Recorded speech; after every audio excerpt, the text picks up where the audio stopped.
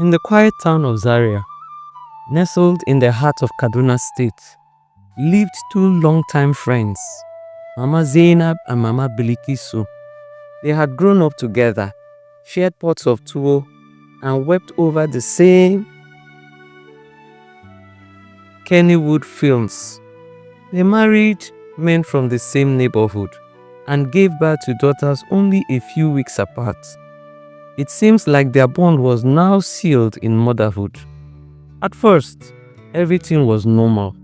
They exchanged advice on breastfeeding, shared diapers during shortages, and even joked about whose child would say mama first.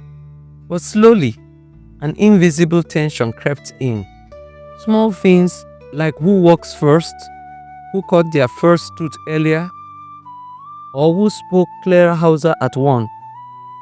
Mama Zainab's daughter Fatima took her first step at 9 months.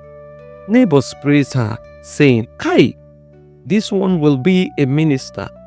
That evening, Mama Bilikisu sat silently, staring at her own daughter, Aisha.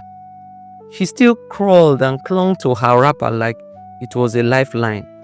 Soon the friendship grew colder. At the community women's gathering, they stopped sitting side by side.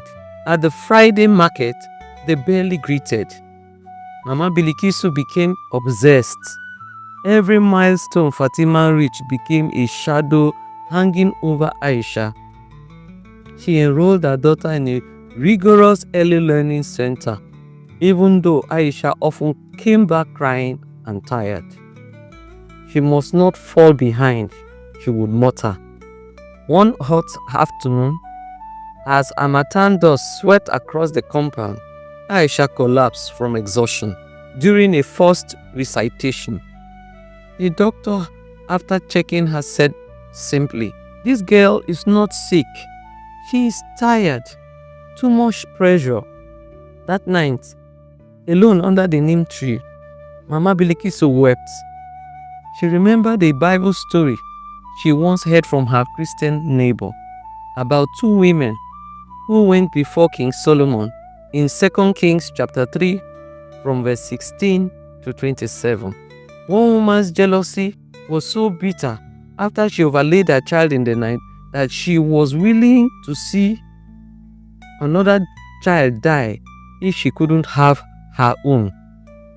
"Have I become like that harlot?" she whispered into the wind. The next morning, she did something unexpected. She walked over to Mama Zainab's house, carrying a bowl of kunu and a wrapped gift for Fatima. She apologized genuinely. "Wallahi, I lost my way," she said. "Our children are not mango trees that must ripen at the same time. Each one has its season, and when that season comes, no one can stop it." Mama Zainab hugged her tightly. The weight lifted and the friendship rekindled. Years later, both Fatima and Aisha excelled in their own time and in their own ways. Fatima became a brilliant writer, Aisha a pediatric nurse with a heart for children who were once pushed too hard. And the two mothers, they became champions in their community for intentional parenting, teaching others that every child, like every mango, ripens when the sun reaches just right. The morals in this story is for us to know that not all fruits ripen at the same time. Forcing a mango to ripen before its time only ruins its sweetness. Let your child bloom in their own season. Thank you so much for watching. Kindly share, like, and subscribe to my channel.